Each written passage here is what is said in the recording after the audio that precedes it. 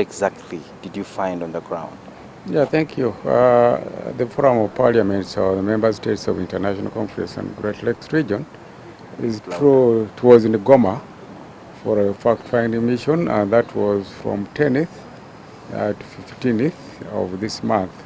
The purpose of that fact-finding mission was to go on the ground and talk to different stakeholders and establish the problem, the source of the problem, and see how it can be resolved. When we went there, we talked to different stakeholders, including members of parliament from the region. We also talked to religious leaders. We talked to civil society. We talked to the private sector. We talked to marginalized groups, of those groups that are complaining, like the Tutsis of Congo. No forces went there. The ceasefire has been holding. Actually, the reports we got was that ever since November last year, there haven't been any fighting between the M23 and the government forces. So that is a positive development which can be capitalized on. What do the Tutsis of Congo say about this operation or about what's happening or the state of affairs? Their complaint is that they have been in that country since time immemorial. Actually, before the Berlin Conference, a number of them were in that area.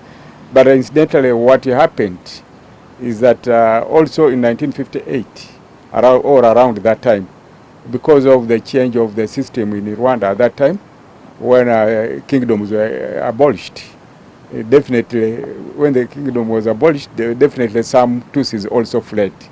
In what? They fled to DRC. What are some of those hard-pressing issues, especially they are raising right now as we speak, of the situation in Eastern DRC? The hard-pressing issues I think that they are raising is that those that are in refugee status in Uganda and in Rwanda and they are supposed to be Congolese need to be given opportunity to go back to the DRC and occupy their land, which land is not there because it was occupied. And as they were fleeing, a number of them also sold the land at very cheap prices. Has the Secretariat or has the Forum taken interest in knowing what could be the root cause of these protracted conflicts within Eastern DRC and at least try to find a solution to this?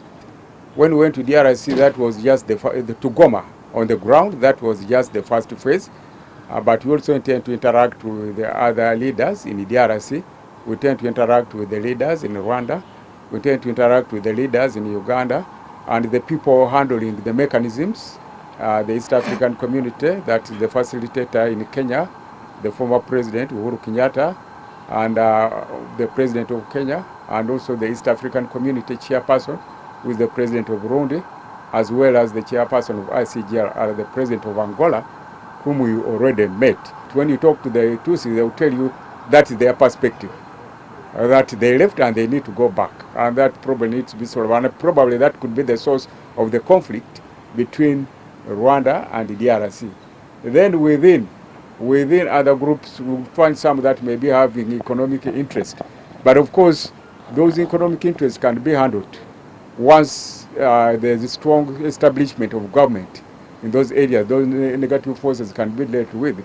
That's one area, because governance is almost not is not very strong, is not strong in most of the areas of Eastern DRC, and that one we got it from different sources, including different sources that we talk to. So all those three things of governance, or the issue of governance also needs to be worked on. This time around, when you went to do a fact-finding mission, I want to know, what are the people saying about the East African Standby Force? Of course, the other time, as I pointed out, I remember during the interview, when these forces are taken, in a situation where there's conflict, there's a lot of expectation by the ordinary people. And when the forces come in, their thinking is that their problems, their insecurity will end there and then. They think that the East African Standby Force should come in and fight the M23. And of course, that's not the mandate of the forces.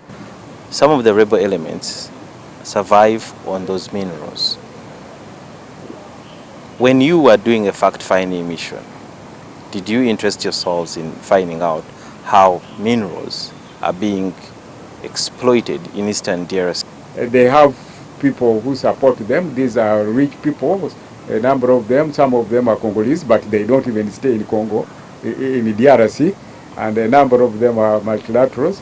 So they work hand in hand with that. After exploiting the minerals, those minerals are given to the owners, who in exchange give them money, and others even send them weapons. So that is the correlation between the illicit trade in minerals and then the insecurity that is in the Eastern DRC.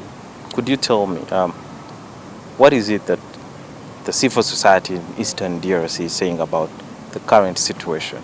The civil society, they would like to have the situation, peace created, and I think they are thinking is that there should be negotiations so that the issues are resolved both internally as the DRC, but also between the DRC and Rwanda. Thank you so much for Pleasure.